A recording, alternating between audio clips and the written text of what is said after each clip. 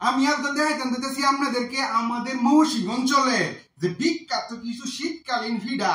এই শীতকালীন পিঠা যদি আমরা না খাই, আমরা মৌসিক অঞ্চলে শীত যাইতই না। তার মধ্যে প্রথমে রয়েছে এই যে পিঠাটা দেখছুন, মেরা পিঠা। এই পিঠা যারা মৌসিক অঞ্চলের একমাত্র তারাই বুঝবে যে মেরা পিঠাটা কি মজা। এই মেরা পিঠাটা তো নামনে এই যে গুস্তু দেয়া খাওয়া ধরবেন সকালবেলা নাস্তা, ফেরটা মনে হয় যে ভুলিয়ে থাকবো আপনি তাও শেষ করতেন না খাওয়া দাওয়া।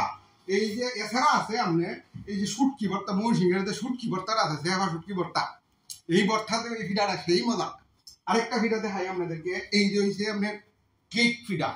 এটা কলার রস, অরিজিনাল কলার রস দিয়া সুন্দর করিয়া আপনার এটার মধ্যে আরো নারিকেল টারিকেল দিয়ে মিঠাই দিয়ে অরিজিনাল মিঠাই দিয়ে কিন্তু বানানি হয়। পিঠাটা অনেক মজা, অনেক টেস্ট এই পিঠাটা।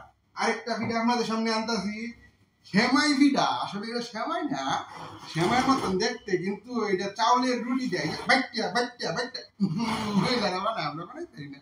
এটা মৌসুমী অঞ্চলে যারা আছে তারাই বুঝবো।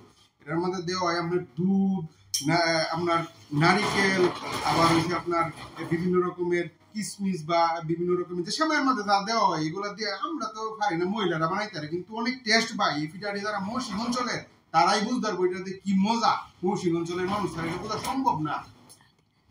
এটা আসলে মূলত আমরা দাদি নানির অঞ্চলের থেকে এই পিঠাগুলা ভাই আইছে। হেরা ছাড়া এই পিঠাগুলা মনে করেন যত সহজে কেউ বানাইতে পারে না।